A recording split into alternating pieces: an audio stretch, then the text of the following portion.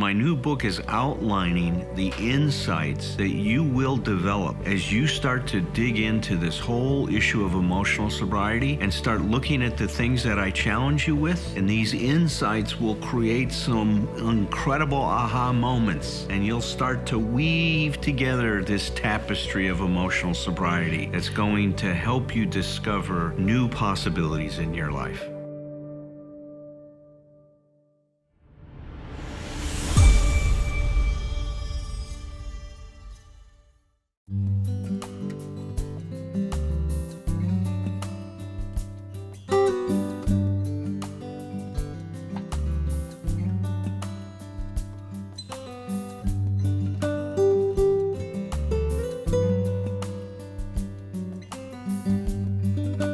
We've been looking especially through the lens of how the 12 steps help us achieve emotional sobriety. And we are currently on step number 8. Made a list of all persons we had harmed and became willing to make amends to them all. And I just want to recap a few things, is that we've gotten to step 8 after working step 6 and 7. And as I've talked about before, steps 6 and 7 are so important. And oftentimes those people that are in a 12-step program pass by those steps too quickly. And we spent a lot of time on those. And if you want to go back and listen to some of the other discussions we've had on the effects of the therapeutic effect of the other steps and how they help create and achieve emotional sobriety. But step 6 and 7, the way we talked about it, was really pivoting towards now committing ourselves to developing this emotional sobriety. And the way that I framed it is that in step 6 and 7, we're really striving to develop the best possible attitude that we can develop in our lives. To develop an attitude, a way of thinking about our experiences that helps us grow ourselves to be able to fulfill our potential. And each of us as human beings, and I say human, beings, we have a potential to become a fully functioning person. And that's what, in many ways, what emotional sobriety is about, is becoming a fully functioning individual, which means that we go from a state of dependency to a state of autonomy, to a state of differentiation. And that's what the steps are doing. They're growing us along those lines. Now, what I love about the steps is once they prepare you, and that's what we've talked about many times, that each step is dependent on what's happening in the step before it. That there's this interdependence going on, and there's a charge built up, and charge 6 and 7 now built up this charge. We're going to develop the best possible attitude towards life. And now we're told, all right, we'll make a list of all the people you've harmed and become willing to make amends to them all. Well, this is a challenging step. A lot of us balk at this. And one of the things that I said is that when we look at this step, our top person that we need to put on the list is how we've harmed ourselves. And I think one of the reasons we balk at this, and many people have said this in the last few weeks, is that we are now going to have a very, very strong confrontation with our self-hate. And this is quite challenging. I've heard a lot of people say, well, can't you call it something other than self-hate? That's so strong and harsh. Well, it is strong and harsh because that is what it is for us. You know, somebody's raising their hand over there. I saw that hand being in my little window here. So I want to define self-hate again, because I think when I define it, you'll see how appropriate it is to use the phrase self-hate, that when we started to hate ourselves, we really harmed ourselves. And we started to lay a foundation to our life that was going to create an impossible way of life. Bill says this over and over again. And we are going to see, hopefully tonight, in terms of how our self-hate contributes to our emotional dependency. But let me define it. All right. So now this is my definition, not Dr. Rubin's definition of self-hate. So I define self-hate as any personal construct, attitude, or behavior which diminishes, dismisses, detracts from, subtracts from, depletes, denigrates, or hurts our true or real self. Any act that we take against ourself is a form of self-hate. Any time that we have an adversarial relationship with ourself, it's an act of self-hate. Now, a lot of times we experience this self-hate when we make a mistake, when we do something we shouldn't have done. And then, the self-hate is released, the kraken is released right from the bottom of the ocean. And we start despising ourselves. We hate ourselves. And depending on the size of the infraction, in terms of how bad, is what we've done, our self-hate is going to send what I would say is proportionally punish us. Now, we don't realize that this process is started growing very early in our life, is with us our whole life. To me, one of the great contributions that Sigmund Freud made was this discovery of the unconscious, and how in our unconscious existed certain forces that were having an incredible impact on our lives. So many of us spend our whole lives, I call it either automatically or choicelessly responding to these inner dictates that are generated by these different processes. And what we're looking at now is, what has this self-hating process done to our life? How have we harmed ourselves by this? Well, you can see when I described all the things that self-hate does, is it makes it impossible for us to grow any real, authentic self-esteem. See, if deep inside I feel that I am basically flawed and defective, how can I ever feel okay about myself? And see, this is where I think the emotional dependency starts to grow. I've rejected myself. I don't like myself. I have to be someone other than I am. So I'm going to try to turn myself into what I think is going to be acceptable to you. But I require your participation in that, because you have to validate this false self that I'm going to create to try to be okay. And now my dependency is on you for that personal validation, for you to make me feel okay, for you to make me feel safe, for you to make me feel lovable, for you to give me a sense that I'm an okay person. Now, that being an okay person manifests itself in a lot of different ways. I've talked about before, what are the things that appeal to us? Some of us have the appeal of mastery. If I'm the best at what I do and I'm perfect at everything I do, then I'm going to be okay. Everyone's going to love me. I'm going to belong. I'll be all right. Other people have the appeal of love. If someone just loves me, I'm going to be okay. If I can just get someone to love me, then I'll be fine and my life will work.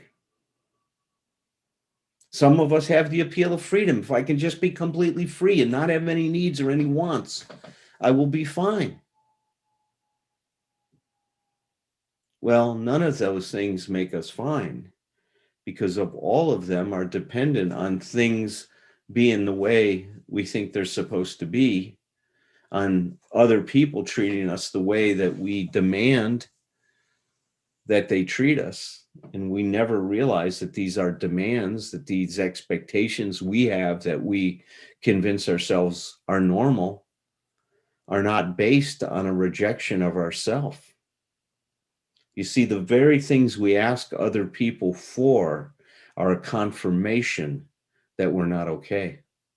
And yet we think we're trying to be okay by expecting people to treat us this way.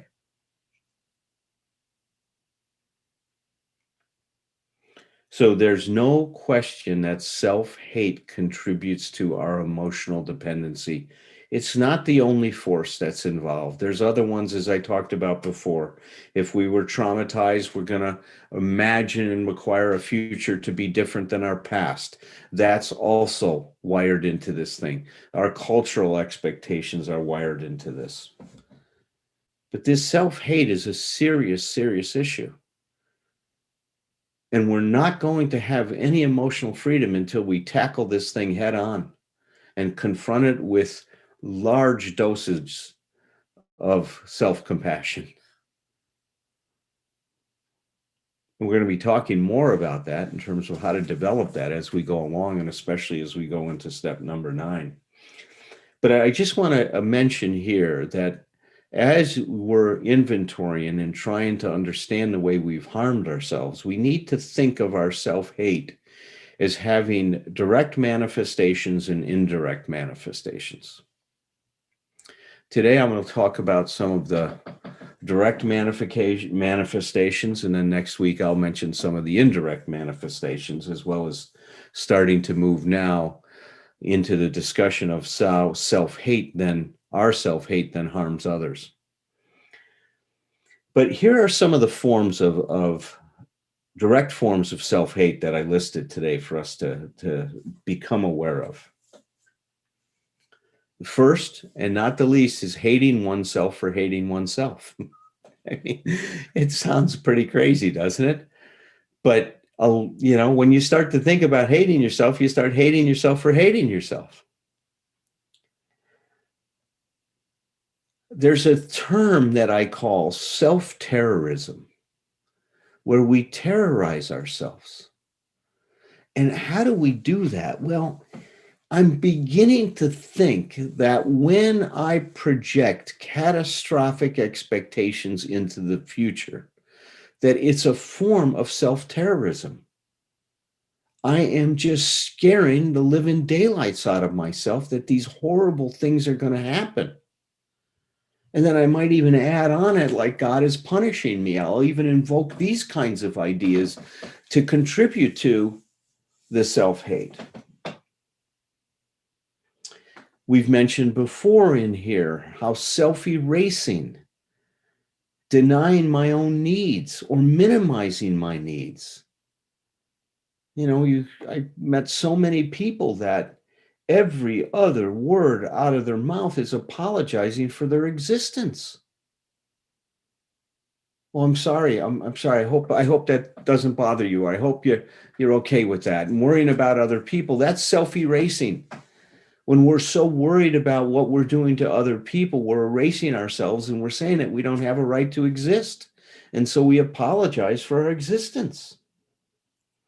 Self-criticism, we've heard of that a lot, about how we sit there and pick ourselves apart and judge ourselves. And then we wonder why, when we walk into an event, we think everybody's looking at us and judging us. Well, of course we think that way, because that's what we're doing to ourselves and other people, constantly looking at them. And part of that comparing myself to others is a form of self-hate. Self-derision, right? Making fun of ourselves, putting ourselves down, ridiculing ourselves. That's a form of self-hate.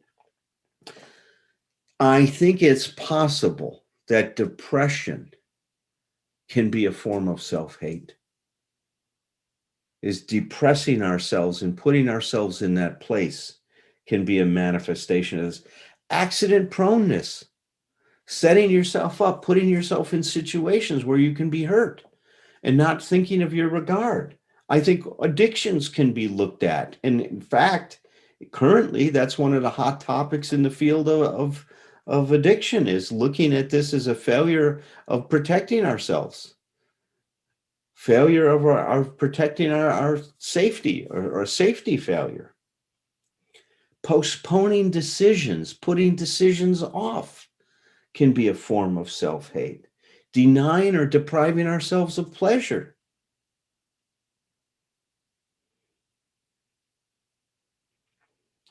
So we're probably all pretty depressed right now after I listed these fucking ways that we fucking beat ourselves up and get on our ass. And as I've said before, these last 3 weeks have been, there's a part of me that looks forward to doing this, and a part of me that hates doing this because I hate looking at this stuff. And yet, as I'm doing this with you guys, I just continue to realize how important this is. And I'll say one last thing about that. See, that part of me that doesn't want to face this, that wants to repress this and not look at it and push it out of my awareness, that part of me is operating from this idea that my mind is wired to is that I only want to look at things and deal with things that make me feel good. And I don't want to look at anything that's going to create a discomfort, that's going to move me out of my comfort zone. And that is the resistance that each one of us has to face and deal with when we start to do this work. To achieve emotional sobriety, we need to be willing to endure a hell of a lot of discomfort. We need to be able to see who we're not, but with an eye of self-compassion, and to understand that this happened not because we're a flawed individual, but because we're someone who's wanted to be loved, who wanted to please, who wanted to cooperate. We just didn't know how to do that and keep our integrity at the same time. And that's not a terrible thing. It's just we didn't know. Our biggest fault is ignorance, and that's not a fault. It's just a state of being that we all have. So next week, we'll talk about some of the indirect forms of self-hate, and then we'll start to talk about how self-hate now manifests itself in hurting other people. And at this point in time, I will invite my esteemed colleagues, Mr. Andy and Mr. Rutledge, to join me on this stage of self-hate. Gentlemen, quit calling us that. Gentlemen, come on. I'm just barely liking myself. A derisive term that would fit a lot better. I like that, Tom. I'm just barely liking myself, and you call me a gentleman, and I just go straight down the tubes. You know, right? Yeah, it really creates problems. There's some self-erasing right there, guys. That's right. That's right. You want to go, Roger? I'm not cooking with anything real strongly right now. Do you have anything that you've got? Right. Yeah. Do I have anything to say? There's a question. It's like, well, that reminds me of a story. It's like, I tell you what, Alan, one of the things, I've taken a new form of doing this now. And what I'm doing is I before I was kind of brushing up, the day before. So step 8 thoughts, things like that. What I do now is I listen to you and I write some notes, and because what I've been talking about, for a while now, is how this process of looking through the lens of emotional sobriety into these things it's I love the fact that there's nothing new under the sun, but we can always look at it in a deeper way, different angle. And I see, and I've often said, that a lot of times this kind of self-discovery work is really done where it's based on, two heads are better than one. Or in this case, 164 heads are better than one. The people that I think are here now, and but I love the innovation of it. I love the idea of, hey, look at it from this angle over here. And so here's a couple of things that I've gotten from this. One is, I landed on a bit of a language thing for me today, which is when you know, because you know me, I've been talking about self-hate ever since you met me. You know, it's, hey, I'm Tom, I hate myself, and please feel free to join in. It's so I've always felt that, you know, I always felt that the way I got to self-hate, the way I got to identifying self-hate was the people, therapists and people in the program would frequently tell me about how I was too self-critical, and that always seemed like a lightweight word for me. You know, I think I said, when somebody recently, you know, claimed to be the you know, the best self-hater, you know, in the world, I immediately became offended the other day, and I, you know, and realized, oh my God, I even have an ego investment in that. And I mean, that was really a reaction. It's like that's, and what that tells me, and I've thought about it since then, it tells me that I actually, yeah, and I'm, you know, and I really am in recovery from self-hatred, is what I would, you guys who know me, check me and, you know, send me texts afterwards if I'm missing it. But I feel like I am. But even with that, it's still a part of identity for me. You know, it's like things, and I don't think that necessarily is a thing of the past. It's just, I mean, I think it's a bad thing, but I think it's a thing that is important. So, and I've heard you use this before too. So I realize that a really good synonym for self-hatred in this process, as we're talking about this right now, is self-negation. And it's just in the literal sense, and that just like there is, when we talk about child abuse from parents or other adults to children, there are sins of commission and there are sins of omission. And I really, there's some things you said there that really brought that up for me, that a lot of times, because something does not seem particularly egregious or aggressive, that we might not think of it as something as harsh as self-hatred. But I can give examples in which it is. So that part's important to me, because that just validates that, it validates that I belong here, that this is a real thing to be recovered, for me to recover from. And the other language thing I got when you said it takes large doses of self-compassion. I've noticed for a long time, because I've been working with the ideas of self-forgiveness and self-compassion with groups and with clients for a long time, that people cringe at that a lot, because that's a really scary thing, especially if you've been a self-hater, the idea of self-compassion, and it can feel really dangerous. And one of the things I realized is I could also substitute the word for where you said large doses of, instead of self-compassion, you know, I could also substitute the word, and I love this part, this discovery, large doses of reality. This is about acceptance of what is. Not we're not here patting each other on the head trying to make everybody feel good. It's like we're here to face reality together. So with that, it's right on. See, acceptance of what is, acceptance of who I am. Mm-hmm. You know, one of the things I'm going to talk about is, you can see that this confrontation with our self-hate is necessary to establish a true humility. Yeah. It's also, I'm glad you said that, because it's also an identity, because one of the things, and I'm going to have to put some more thoughts together about this, and I want to say more, maybe even in this group, but it's like, I've worked with these intrapersonal communications all the time. It's sort of the basis of everything that I do is how we talk to ourselves. But before we talk to ourselves, before we know that we're multiple, we are possessed. And I wrote that, you know, we are possessed. There's no exorcism. So there is only differentiation or separation. And it just occurred to me for the very first time that this is relational, even when we're possessed and we don't know it's relational. It may be originally self to somebody else, but as adults, it's self to self. And so again, the reality of this makes sense why I project onto other people, because there's two characters, and at least two characters in this play.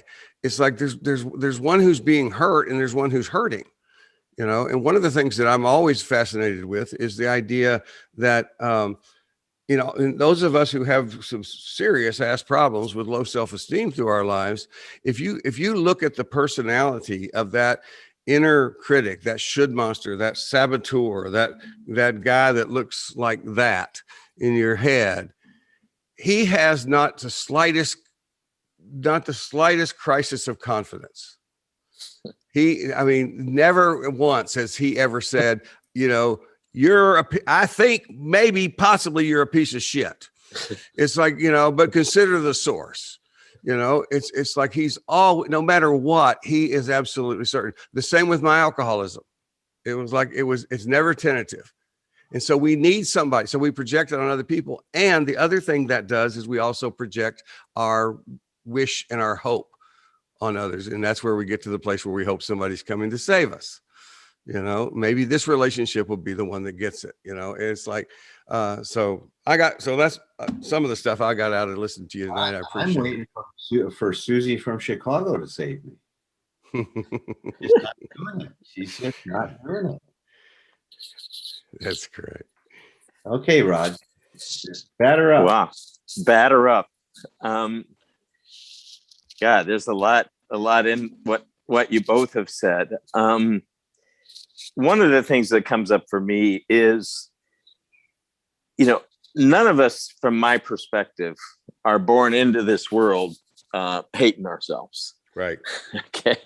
None of us are born into this world hating ourselves. And I know, you know, we don't have concepts or language or any of that stuff when we're first born into this world, but we just are, right? We just feel what we feel. We want what we want. We need to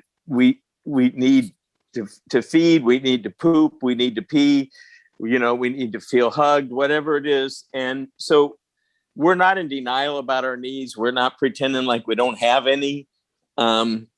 Totally self-centered. Okay, that's absolutely a part of it. And do we need, in the process of our development, to be aware that other people actually exist in the world? Yeah, I think so, you know, because that ends up becoming a big piece of who I am. And I've talked about that before in this group about, you know, my need to feel of value to others, my need to give to others. Those are things that make me deeply happy. And so there's this connection and this mutuality, synchronicity between myself and at least certain people around me, and between them, hopefully, and me.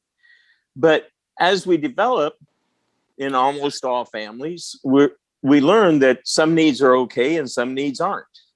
And that's where Alan talks a lot about, we form these ideas of who would be more acceptable than I am at this moment in this family, right? Who would be loved more and who would be approved of more.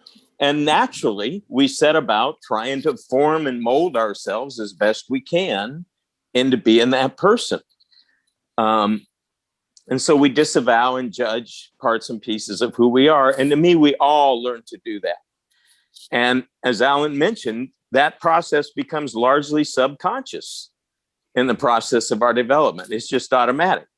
And Tom mentioned we project, Alan did as well, qualities we don't like in ourselves, we project them into others and think that my anger is over there in that person, maybe even toward me. My fear is over there in that person rather than in me. You know, my depression or my grief is over there in that person rather than in me. So for me, the process of differentiation has involved a lot of work, just trying to become more aware of just how much I try to make demands on reality in order for me to be okay, just how much I try to control other people and situations.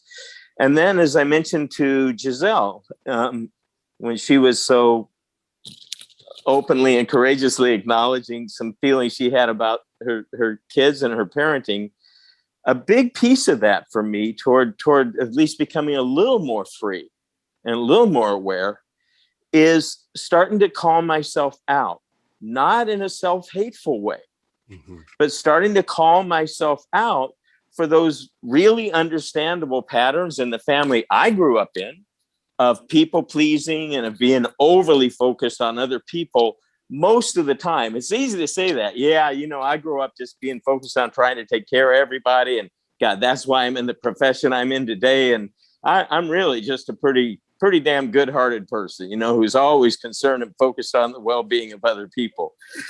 Well, as I like to say, my ex-wife could paint a somewhat different picture of me, okay, at times, because when I'm in denial of my own needs, I have to go about finding indirect ways to try to get them met. Underhanded ways, you have to manipulate. Manipulative ways to get them met. So to me, a big part of me trying to become a little bit more free is starting to identify what my patterns are around control, starting to realize the ways that I don't show up at all for other people and become very self-centered when I really want something I want in my life. It's required me to really start to get a lot more honest with myself about those patterns, and they're not just here and there, they're patterns in my life, and then to start to call myself out, even with my own son, which is what we talked about last week a little bit. And that gives other people permission to call me out. But a critical piece of that is, at least not any longer, I don't hate myself as a person for those, coping mechanisms and those undesired behaviors that I engage in. And that's a really important piece, because if I already deeply hate who I am as a human being, I don't have much room to add to that by becoming more aware of additional things that I hate about myself specifically. I don't have the space to hold that. It's just too painful. Let me ask you this, Roger. And I think I'm getting Nathaniel Brandon down a little bit. I've been reading some of his stuff because you guys talk about it so much, and it's like, and the resolution of that self-hate is in fact acceptance. Yeah. It's hard won. Okay. But but ultimately it's like, it's a bigger acceptance is, in one of my books I wrote about the, awareness as an underrated power of healing. And then also acceptance is an underrated power of healing. Yeah. And it's like these things, because what we're saying, when we don't hate ourselves, even if you're talking about your coping mechanisms, you're saying, let me explain to you how I do that. And, and you can be taking responsibility and say, so I'm making amends right now for doing it. I'm taking it, I want to do over here, but it's like, I did that, but then the end result, and I get that part, and it really resonates with me, that the end result is I feel good, not bad. Right. Having owned it. Yeah. Yeah. I feel humbled, but in a really good way. And I feel good. I feel better, much better about myself when I own that, and I have the acceptance I need to own it, because I can't own it if I don't accept it. Go ahead. Right. I'm just so aware of how strong the pull is to want to get to the solution of this. The resolution of this is to not stay with it. It's so hard to just stay with this part, is identifying the self-hate. It's not, we're going to get to 9, which is making amends. And I got to keep pulling you guys back, man. You guys are so goddamn the damn horse keeps wanting to go. And well, it's because, like Roger said, that we're such good people that we just can't wait to help others. I know. I'm so moved by that. But we're gonna put a pause on that, and we're gonna bring that into step 9. All of these wonderful comments. So we won't erase that from the record, but we will say that, look, that's the process of moving us in that direction. And see, that's the charge that happens here, is when you sit with the harm, there's a part of us that wants to resolve this. And I want everybody to just be aware of that. That's how we're wired. We're wired for closure. We're wired to try to resolve these things. And that's good news. And we're going to use that in a good way instead of in the way self-hate uses it. We'll talk. The only thing I want to add to that, Al, is I think you're right in terms of moving ahead. But to me, the idea of self-acceptance is profoundly applicable, not in a solution-oriented way, but it's profoundly applicable to developing more awareness of all those ways that I behave in a self-hateful way. Because of the lack of self-acceptance is what you're saying, right? Well, no, what I'm You're saying even is saying is that you got to accept that to look at it. the reality is I got to accept it to look at. Maybe, because that's that thing about how do I support myself in looking at this? What do I do to be able to do this? And do I have to now find that self-compassion to support myself? Maybe that's a part of it. Maybe it's also a part of it to just say that, look, there's a force inside of us that's going to move us in this direction, whether we have the self-compassion or not. That when you start to open this door, that part of you that wants you to be whole is going to carry you. We just got to stay out of the goddamn way and quit trying to control it and let this kind of flow with it. We talk about flowing with some of this stuff, but we'll get more into that. My new book is outlining the insights that you will develop as you start to dig into this whole issue of emotional sobriety and start looking at the things that I challenge you with. And these insights will create some incredible aha moments, and you'll start to weave together this tapestry of emotional sobriety that's going to help you discover new possibilities in your life.